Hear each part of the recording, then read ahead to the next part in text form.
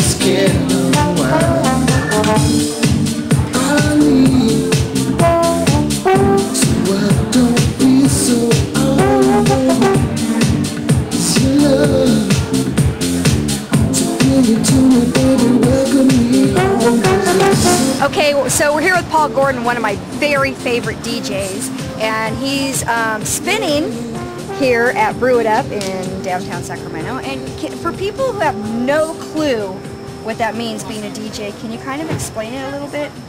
Well, you know, there's lots of different DJs that play different styles of music. So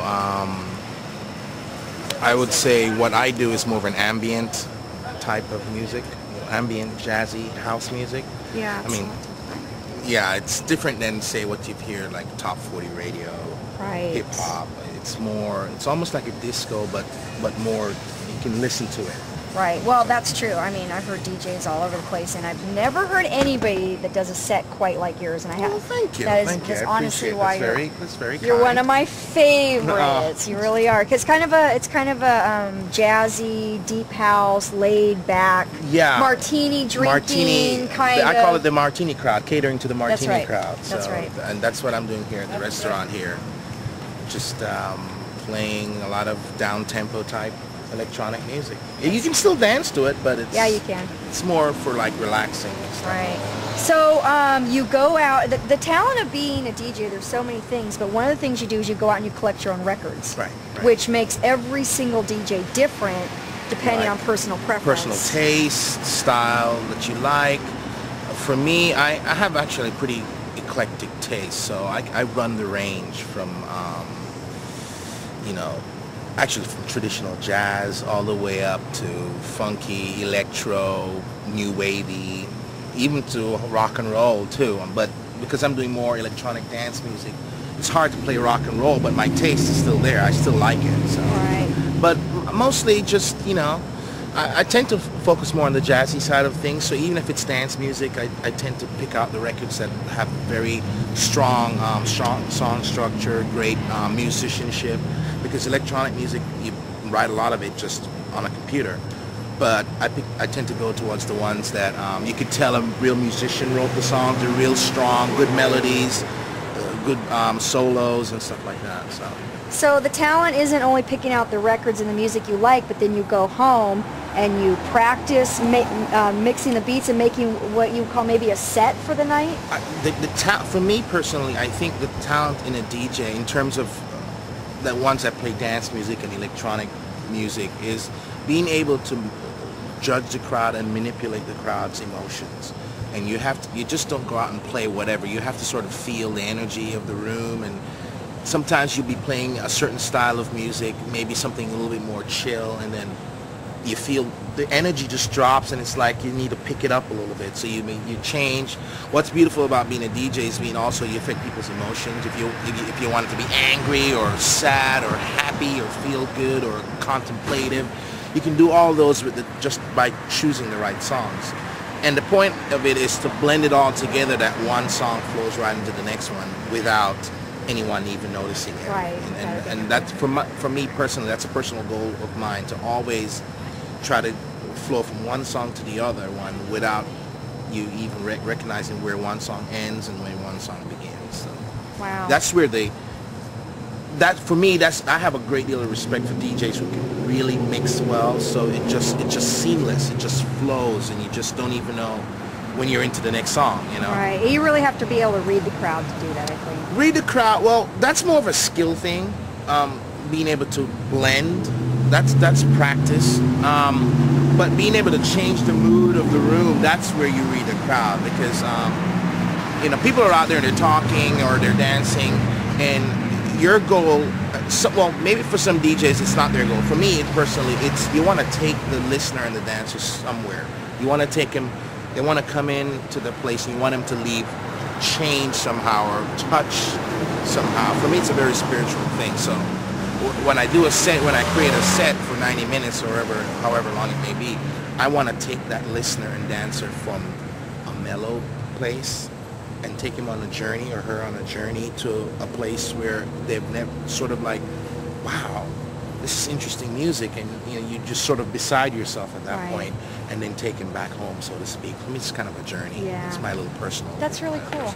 So I know like a lot of people are used to seeing DJs in clubs or rave parties, as I know you've done both. Right. And now you're here in a restaurant, and so that's kind of a cool thing.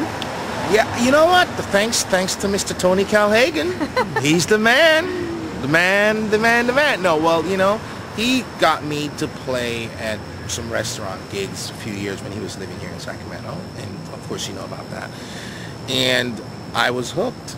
He was a great influence, just the way when he did his live performances and how the music so fit with the dinner crowd and the martini crowd. I thought, my taste in electronic music and records would fit with these people too. So I just picked up where Tony left off. That's great. And I love it. I like the club thing, I like the rave thing, but I'm most fulfilled when I'm in a bar with a bunch of friends and people sitting back having martinis and having a great conversation, and I'm just playing that music that just makes you kind of,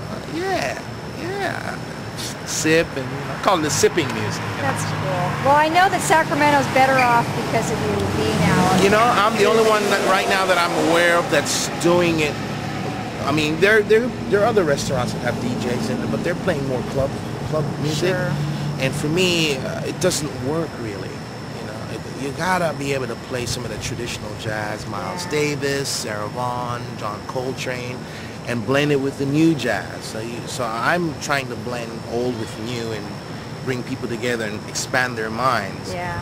And so you'll have a 50-year-old couple listening to Sinatra, and they're tapping their feet, bopping their head, and all of a sudden we're into like house music, but it's very jazzy, and they don't even realize it. They're still tapping their head. I love this stuff, and we're into music of the new millennium. Right, that's fun. I know. It's a blast to do that to them. Wow. Or you walk in and they're like, we're gonna hear some, Ella, we're gonna hear some rap or some kind of gangster or something. And I put on a Sinatra, and they're like, whoa, what's going on? It's just, what's wrong with this picture? I love it. I get a kick out of it. And I have to thank you too for driving all the way to our little area on the coast. I love it. I want to do it every year. And performing for our people, because you know what? They don't get that treat very often. it's my treat, actually.